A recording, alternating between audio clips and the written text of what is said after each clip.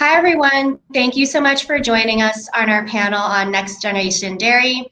Wanted to make a quick note of a change in lineup. Unfortunately, Phaedra is not feeling well and could not make it today, but we have our other panelists here to join us. And I will introduce Matt Tom, who is going to be moderating this panel.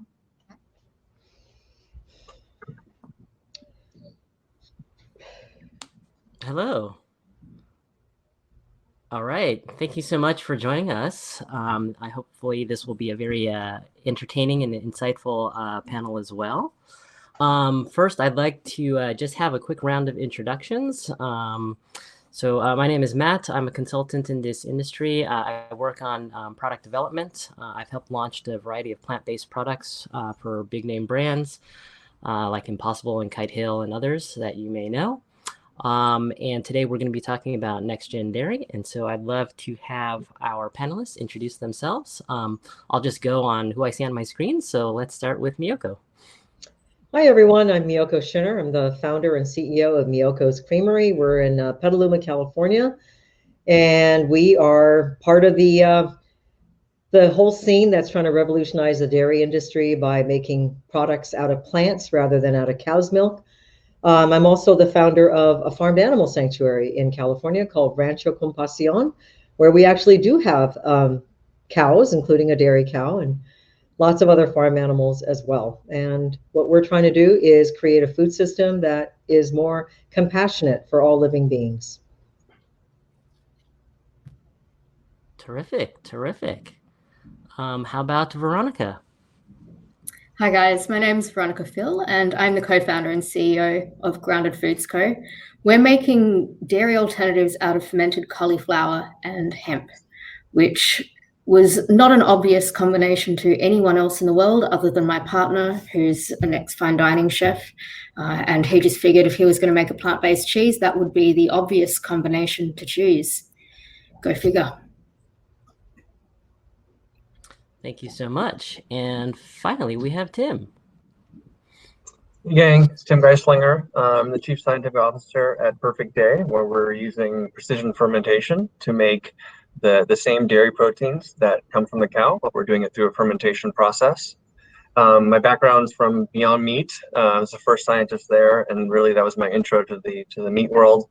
And saw a lot of opportunity for creating functional proteins that can be game-changing in terms of how we can present products that are able to go through changes, right? That you can take our proteins and create a milk, a cheese, a yogurt, an ice cream.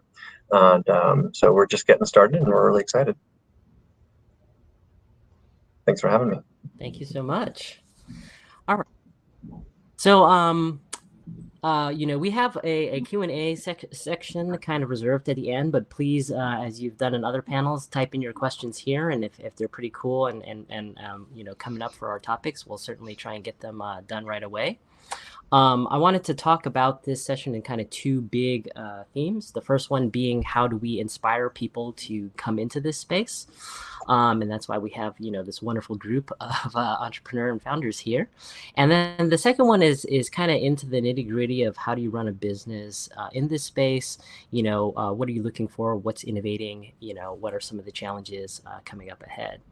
So I guess kind of the thing that's most interesting to a lot of people in this time right now, right, this global food movement right now, is how do we get into the space and what backgrounds are useful?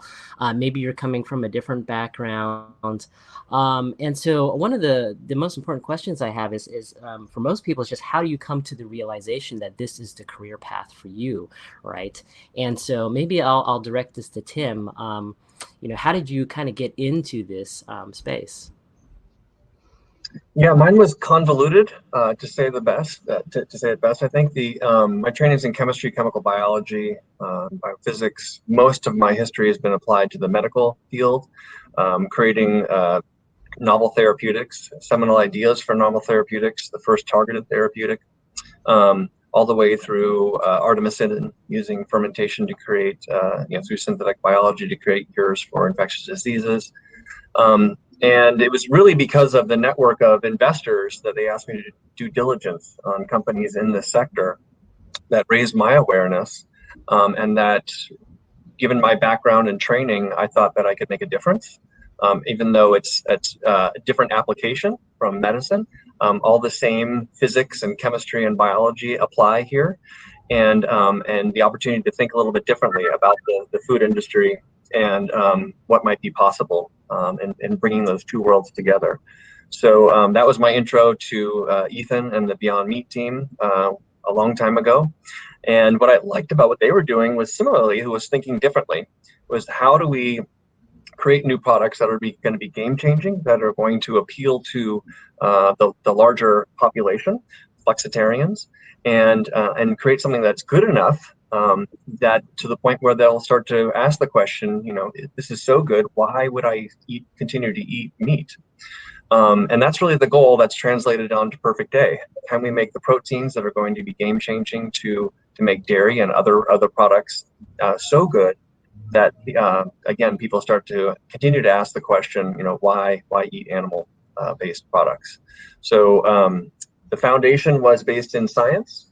That science doesn't change that much. It follows certain rules, and those same rules apply to food, right?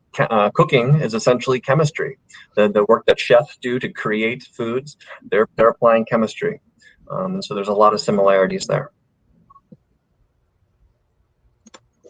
Thanks. Yeah. And you know, we get a lot of people that are, you know, perhaps not with a technical background. And do you have any thoughts on that? Like, how do they get involved? You know, are there ways to cross over, so to speak? Is that directed to me? Open to anybody. Well, I don't have a technical background. Sure, if you'd like to go first. Yeah, I mean, I've been doing this for 35 years or so, and ever since I became a vegan in 1980, in the mid 1980s. I got involved in food. I started researching it. I started to think about what makes these foods behave in a certain way or taste a certain way, and I started thinking about how can I replicate this with plants. So I am self-taught, but it's taken me through a variety of businesses that I've started, including an alt meat company I had in the 1990s. I had the first non-dairy vegan whip topping in the marketplace back in the 1990s, bakeries, etc. But there's a scientific mind that's running through. And no, I didn't study food science, and I don't have a chemistry degree. I have a philosophy degree. But for me, it's really more of a philosophical approach to what is the food system we want to create, and what can I do to do that. And I've approached everything from a culinary standpoint, from a flavor standpoint. And so I think, you know, that there is definitely an opportunity for people to approach this from a scientific standpoint as well as a culinary one. And it resonates with, I think the marriage of both of them can also be very, very beneficial as companies mature. So when I started the company, you know, I was R&D, I was everything. I created all the products. Today I have an R&D department, and we're hiring more and more people all the time as we get deeper into the science of what we're doing. I think we do find that when you're hiring people, and that's a pretty powerful theme. Nope. Oh, I was going to say, I think we do find that when you hire people from different disciplines, that's when you get real innovation as well. So it's not always necessary to have a food scientist or food technologist on your team at the start. We certainly didn't, but we still came up with a new way of doing things, because I guess my partner was coming from, again, a culinary background, self-taught himself, like just coming from a different perspective. I think that's when you come up with ways of doing things that are a bit outside of the box. Yeah, I want to build on that. One of the experiences I've had with food scientists is that oftentimes they have their bag of tricks. I complain about this a lot. So when you run into a problem, they're like, oh, well, let me just call the ingredient company, and they've got some kind of starch or some kind of gum, and they're really not thinking outside the box. You know, they're taking away from their education and bringing only that. And I think when you don't have this formal education, that is when you are forced to be creative and really start thinking outside the box. So I think, you know, they can both be helpful. I'll say that at Beyond Meat, when we were first building the team for the R&D program, we didn't have any food scientists, but we did have a chef named David Anderson. And He's Miyoko, we amazing. were talking about, Yeah, he's he's amazing. amazing. Amazing. And he turns out he thinks a lot like a scientist.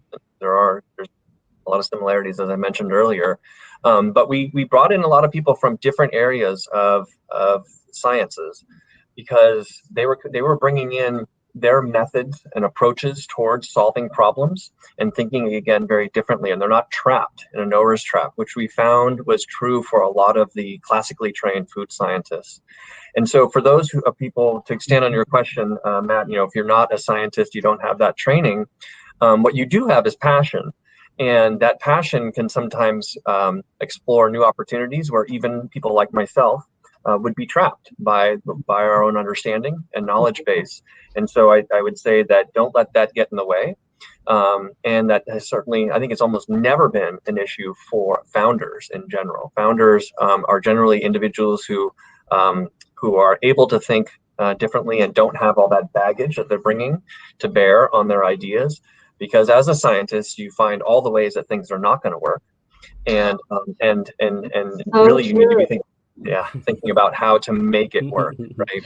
And so I've found that I end up bringing in, certainly as companies are getting started, a lot of passionate young, I call them smarty pants kids, who can think differently and are ready to try anything. And it's through that empirical process that we create breakthroughs. And that can really come from anybody. And we in every company that I've been at, I create a process where non-scientists have the opportunity to challenge us, to bring new ideas to bear, because we think that there's a lot of great ideas. They may sound wild and crazy at first, but once you start thinking about it and you start forcing yourself to think, how do I make that work? You find a way. And so I would encourage people who are not classically trained and who are passionate about this space to get involved. Yeah, Tim, I mean, that is so true. The experts are the ones that find, 10 reasons why something isn't possible. And it really is it's the founders and entrepreneurs that just because we don't know that you can't do something, we figure out how to do it and we move the needle. But, it's the same thing. It's not just in the food tech space alone. It's also in operations and finance and you don't want to cook the books too much, but in operation and so many other areas of the business. And you bring a company grows, it matures. It's not, you start out being a scrappy startup, and then you start hiring the big wig, the MBAs and the experts start coming in, and all of a sudden they start telling you how to do things, and they start telling you this can't be done and that can't be done. And that's one of the growing pains. You have to work through that, and otherwise the company doesn't grow. It does not continue to. You just get you get bogged down by the process. So it's really, really important. I think that's brilliant, Tim, what you're doing, bringing in these young, smart kids and really getting them to push the experts. I think that's wonderful. I think when you're a startup founder, you also just don't have anything to lose at that point, as opposed to major corporations who are so tied down with red tape and bureaucracy that it's, 2 years before they can launch a new product with new ingredients. Absolutely. Yeah. I think building on that comment, it's been interesting to watch partnerships develop with some of the bigger companies as they are interested in getting into this space, and to form strategic alliances with some of these areas. And that's often the biggest hurdle, is to get them out of that knower's trap. And really, I think the key word that I always say is they're always very risk averse. There's always some ROI calculation and some risk assessment that's done that drives all the decision making first. And that can't happen in a startup environment. In a startup environment, you have to figure out how to make it work, because otherwise it's not going to. You're not going to survive. And there's getting those groups of large strategic players to think that way is very hard initially. And you have to create some separation that allows you to continue to think creatively, even as your company gets bigger, right, and more successful. You have to constantly be pressuring the team to think differently all the time. Yeah, yeah. I mean, the cultural aspect that you're talking about within a company is just as important as the technology that the company has. And that's something that people don't really think enough about. They get carried away by, oh my God, and the cool new technology that some startup has. And every single day there's a new startup with a new technology. I mean, you read about it every single day. But what they don't think about oftentimes is really, how do you build a great company? How do you build the infrastructure in a company and the culture in a company that will allow it to continue to grow, where everyone has a singular vision and is marching in lockstep? So, the fact that Beyond Meat's been able to do that, I mean, that's one of the reasons that they've been successful. There are many companies that don't get past a certain stage because they can't figure out how to get the company to work.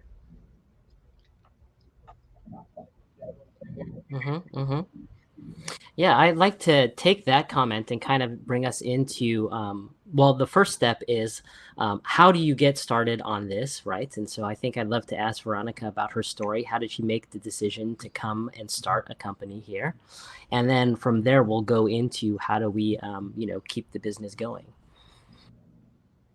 We started because, we had a fine dining restaurant back in Australia, run by my husband and I, and he had a variety of different plant-based items on the menu just to satisfy the growing demand for it from diners that were coming in. And just to make it foolproof, he'd made these menu items not only vegan, but allergen-free as well, because it was just solving a problem for the restaurant and making things simple for the chefs so that they didn't trigger anyone's allergies. And one of those dishes on the menu was a cheese made out of potato at the time, but it kind of evolved over the course of a year. But what was interesting about it is that he didn't tell any of us that it was not made from real dairy. He didn't even tell me.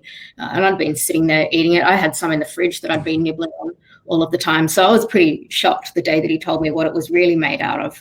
And I mean, my background is in behavioral economics, so I had a bit more of an, I guess, insight into the market opportunity at the time. But I just thought, you have no idea, dude, what you've just done. Like, this is huge. And the fact that it wasn't made from ingredients that anyone had, to our knowledge, used before. I quickly put together a business plan, literally in 2 weeks. I put it together and pitched it to the Mars Seeds of Change Accelerator, which is like a corporate accelerator program run by, the conglomerate.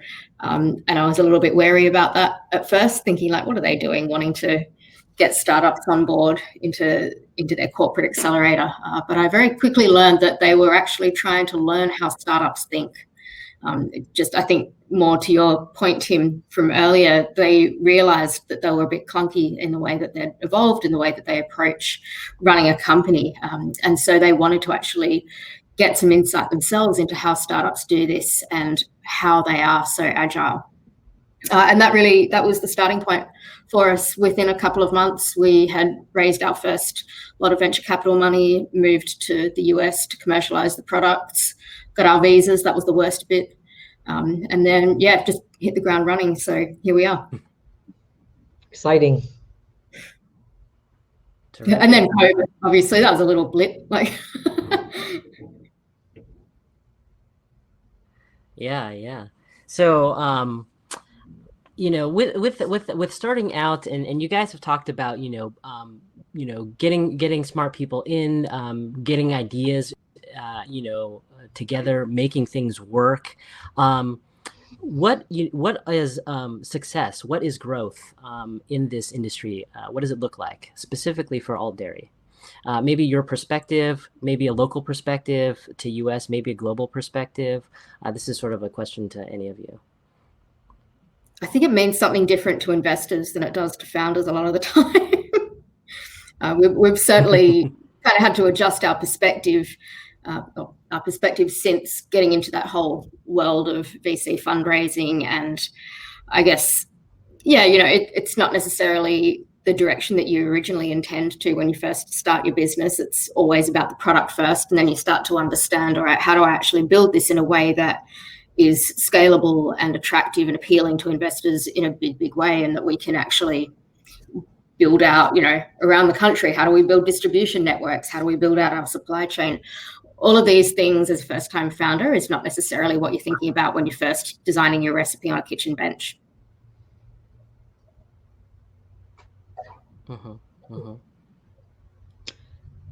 Yeah, I mean, I think for me, Miyoko? yeah, sure. I mean, I think for me, you know, the mission has never changed from the time that I started my very first business, which is a bakery back in the 1980s. I've always been on a path to remove animals from the food system and give them the opportunity to live their lives according to how they see fit, not how we see fit. And so for me, you know, we say that we're not a company with a mission, we're a mission with a company. And that mission for me has been that thread that's gone through every single business I've ever had, every book I've written, every cooking show I've ever done, whatever it is, it's always been to bring to light, to change people's perspectives about how food could be, that it doesn't have to be the way they have been accustomed, you know, they've grown to accustomed to in this industrialized food system for the last 60 or so years.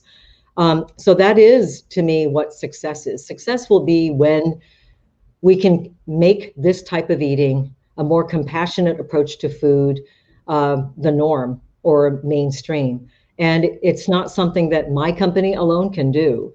I want to take a leadership role in this, but it's something that will take all of us, you know, the Perfect Days and the Groundeds and everybody else to transform the food system and make it more compassionate and sustainable for all. I think it's an exciting day as well, since I just read in the news about 11 Madison Park reopening as a vegan restaurant. That was extraordinary. And I think that's success. It's resonating. Yeah. Imagine the trickle-down effect that's going to have on other restaurants as well. Yeah, and we actually have a program. We're located in the wine country in Sonoma County. And we have a program called Wine Country 2.0, where we're trying to transform the wine country into being a more sustainable place by partnering with wineries and restaurants to serve plant-based products and to transition their wines actually to being vegan. A lot of wines are not, many are now vegan. And so we actually do have our products served at top wineries and restaurants in the region in Napa and Sonoma.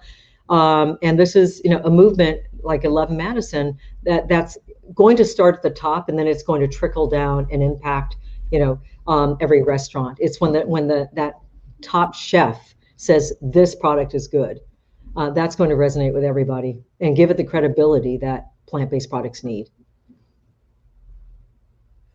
Yeah, I agree with everything you both said. I think the challenges that I've seen working at different companies in different areas, even outside of food, there's a lot of similarities. One is, and Veronica and Miyoko have touched on this, is that obviously having the dream, the passion associated with what you're doing, does that translate to others that are not necessarily your intended audience, right? Can this be bigger than you? Can this be bigger than what you're thinking about? And then can you prototype something, and is it true, right? Do people actually really want what you want to create? And Veronica had an early stab at that, looking in her friend's fridge, which was pretty cool that you had that, Veronica. I'm jealous. And then the third part is really, you know, is it possible? You know, can you scale it and do that cost effectively to run a successful business? And that's a big question. You know, in technology, we call that crossing the valley of death, where it's great, you can do it at small scale, but can you do it to the point where it's going to make it real and impactful for the global community and make a difference in people's lives and do it cost effectively, so you're not just appealing to a select audience, right? And so I think that to me is success. That's when it becomes transformative, becomes bigger than any idea that we ever had to get this thing started in the first place. And so looking for those opportunities and making it happen, just stick with that theme, is what I think translates to success in my experience.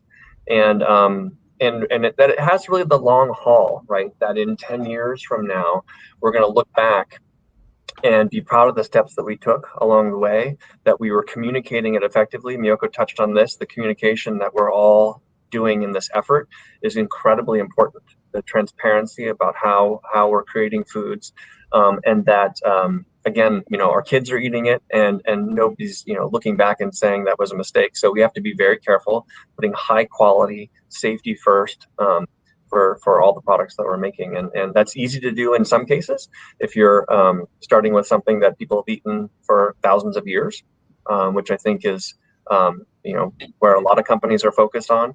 And then there are other areas where there's new technologies coming into play with cellular agriculture. Even precision fermentation is considered relatively new, even though it's been around for 40 years. And if you've eaten cheese, you've eaten, proteins that have been made in this process. But there's still, there's a lot of unknowns. And so always having that consistency, because any one of us, if we screw this up, it screws it up for everybody, right? And so we have to be true to ourselves, true to our customers, and putting our best foot forward at every opportunity and not trying to hurry anything. So there is often that temptation, certainly by investors. We selectively choose not to take money from specific investors who have a history of pushing things too fast because they want to see growth, they want to see the valuation, they want to pump and dump their stocks and things like that. And that's not what this is about, right? This is about the long haul and thinking about food and how do we feed our people in a meaningful way that's not going to harm the earth and harm our children. So it's really important. Yeah, a couple of things. I want to mention something about investors as well as scaling, and that the scaling part is very, very challenging. When I first started, took it from the bench to a prototype plant, we were making 40-pound batches of cheese.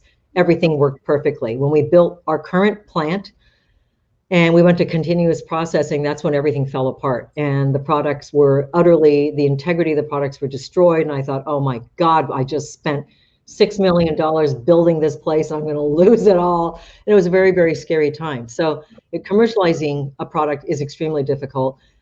We figured it out eventually. And, that was the first step. I mean, dairy, as Tim mentioned earlier, dairy's had thousands of years to figure out how you make cheese.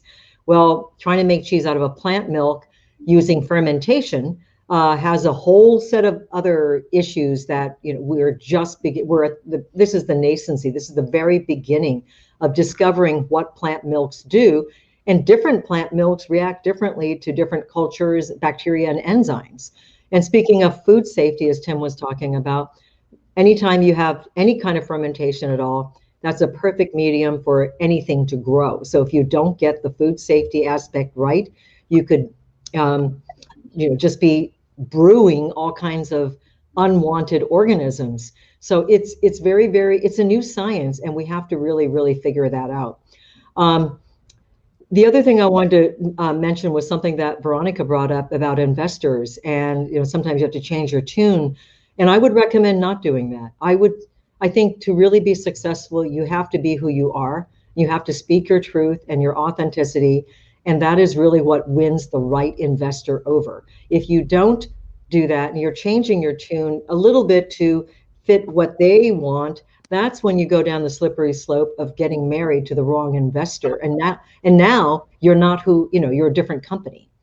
So laying your cards on the table from the get-go, not being afraid to speak the truth about what you're trying to do and who you are and what you believe in, I think is absolutely critical to finding the right partners, not just investors, but employees as well. Can I take that one step further? How do you take that to the public, right? A lot of the mainstream consumers are looking at this and saying, especially in this polarized country of ours right now, they want to be on this side or that side. Well, how do we extend that concept? Well, you don't have to be everything for everybody. As Seth Godin would say, you just need to find your tribe. So you build the most passionate consumer base around you, and they become evangelists, and then the market, the consumer base, the market begins to shift over time, as we've already seen.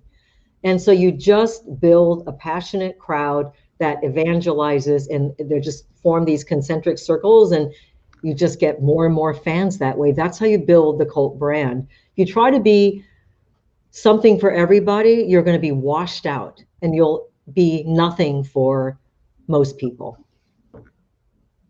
You want to be the brand that people are passionate about.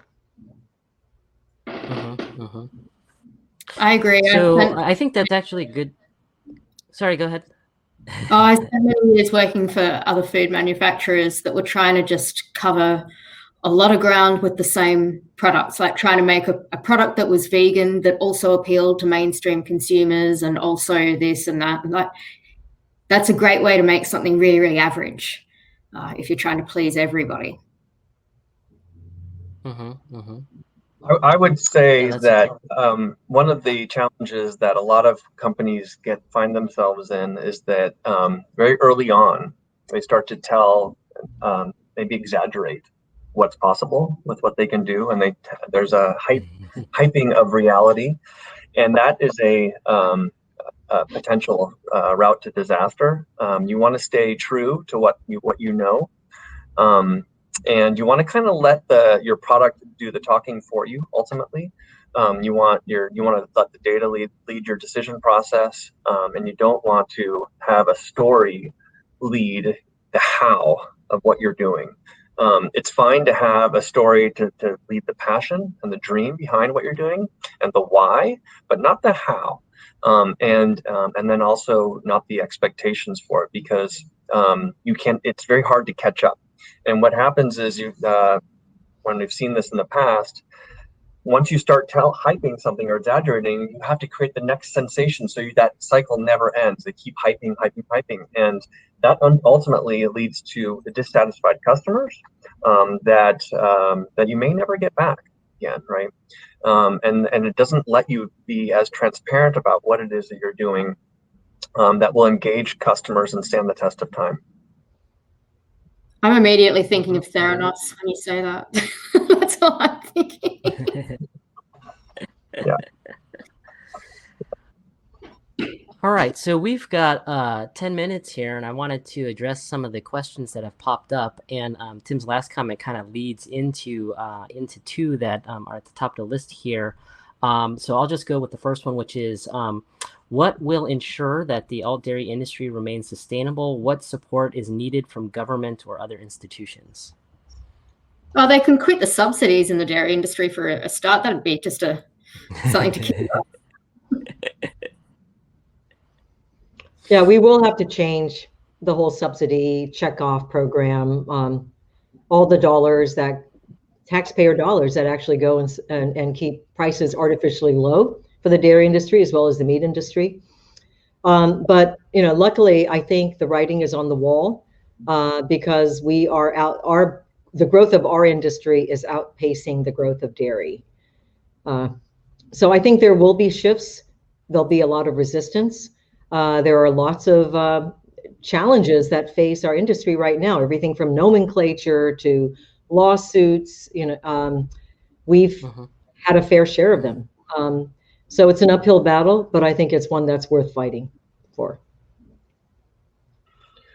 Yeah, I like to look at it as creating wins for everybody along the process. So if we're looking at farmers who have cows, creating an opportunity for them to shift what they're doing into other areas, higher margin opportunities for growing peas or other things. We're seeing that shift happen where they're growing, oats, for example, for Oatly. And really creating a win for them because they do see the writing on the wall, and you want to create a learning process where they also understand the why behind it, and they do, and they get it. It's just that change is really hard to make sometimes, and so making that possible, creating a path, a vision for what that looks like for them is going to win for everybody. And even for those who are, going to continue having cows, it's creating an opportunity now for that as a product that is truly valued for what it's bringing to the world, right? So these cows are working hard, and they're underpaid, and the farmers are underpaid, and now if you go back to sustainable practices that are small farmers, then it can create a win for them as well, because now it's a higher margin opportunity for the dairy milk providers, and the volumes are decreasing, but they're making more money. And so I think there is a good balance to be had, because there's no one thing that fits and solves all problems. And so it's about finding that kind of, we say in biology, dynamic homeostasis, right? Because things are always going to change. There's going to be new risks that emerge all the time, and it's a dynamic state and the diversity of offerings that are going to create sustainability and resiliency in this rapidly changing world that we live in. It's going to be different in different geographies and different markets.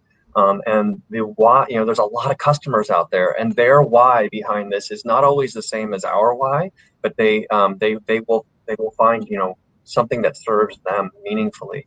So I believe in wins for everybody in this throughout this whole market, and I think that the writing is on the wall, as Miyoko said, and we see that firsthand. Also, we've had dairy companies that have started working with our protein, and they're blown away by it.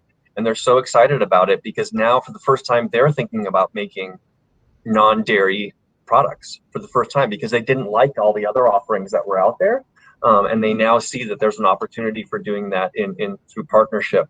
And they've said the same thing, I see where this is going and, I want in.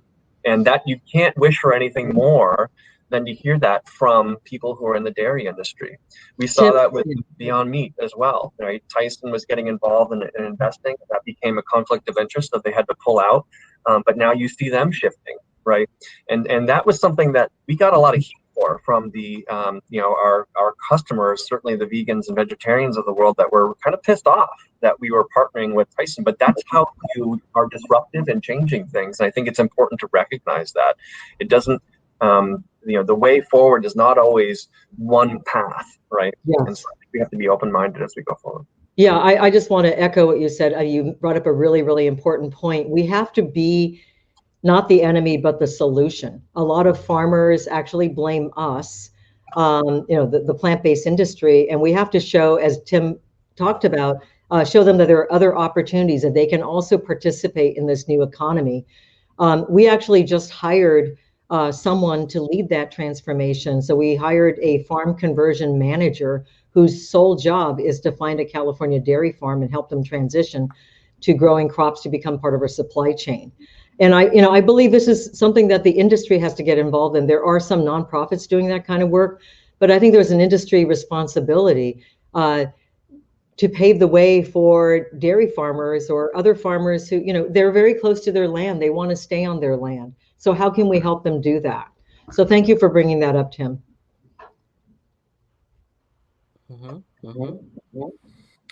All right. Well, I was gonna go with another question, but it looks like you kind of covered that. Maybe if there's a quick comment here, what does this entire dairy industry look like in 10 to 20 years? Well, you've seen what's happened in the alt milk section, where alternative milks in the fluid milk category, alternative milks are now about 15%, and that happened over a very, very short period of time. I mean, I've been drinking soy milk for years, and I can tell you, 15 years ago, you had to go down some dark alley of your grocery store to find something in an aseptic package until silk came along, and so we're going to start seeing this accelerate at an exponential rate, just like in the fluid milk category. And we're going to see a very different situation where we're no longer going to be the anomaly. We're going to be on par with dairy products, if not exceed it, just at the rate of growth, if you just calculate that.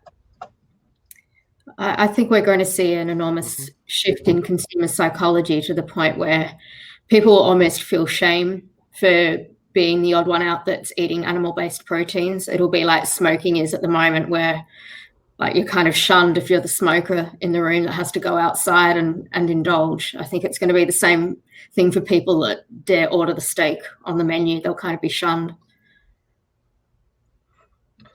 Yeah, I'll echo some of those factors. I think that, animal-based products, certainly meat is already kind of like the new tobacco in a way.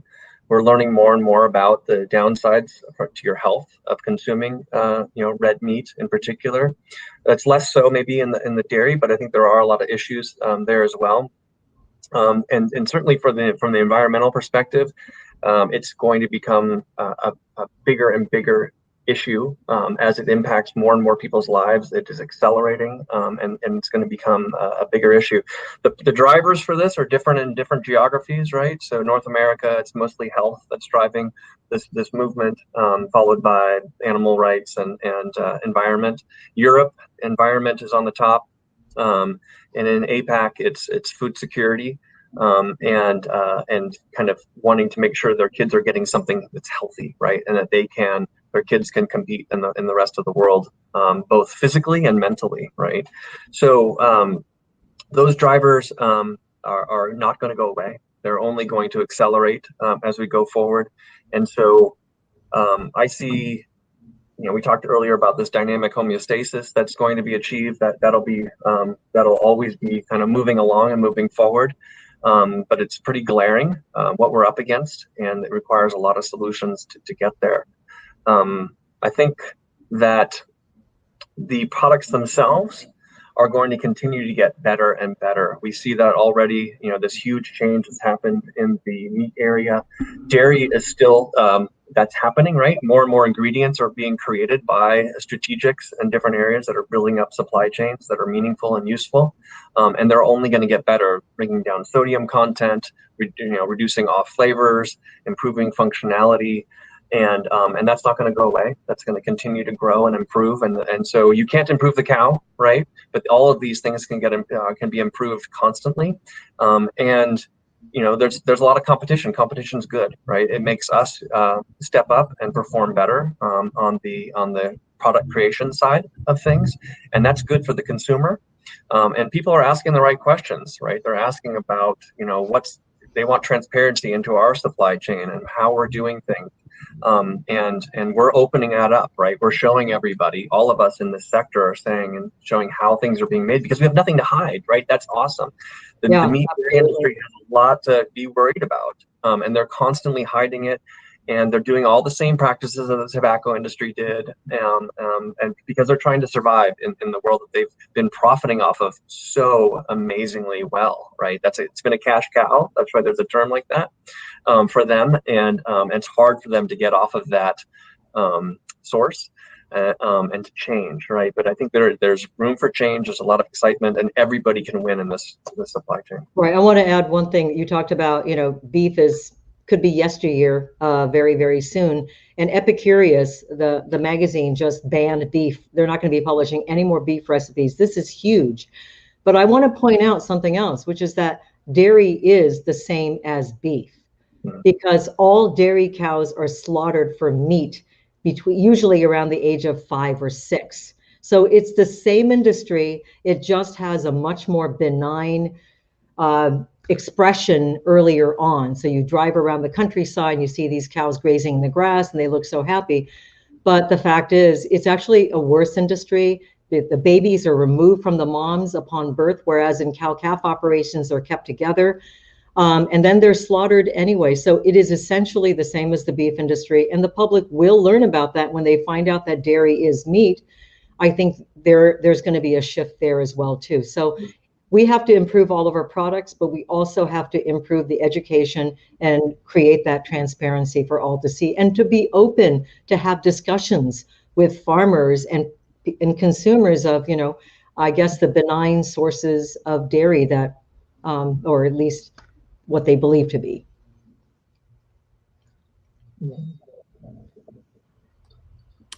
All right. Well, thank you so much. We have run a little bit over time, but this was a very wonderful conversation. So thank you all for your time. Yeah, I think we've got most of the questions. I know there were some we couldn't get to, but that will be it for us. Any last words? I think our super moderator is coming in. Yeah, thank you everyone for joining us today. I love to see how passionate all of you are about this industry. It's awesome to see. Thank you for joining us. And we have this next panel on functional foods starting shortly, so hope to see you there. Thank you. Bye-bye.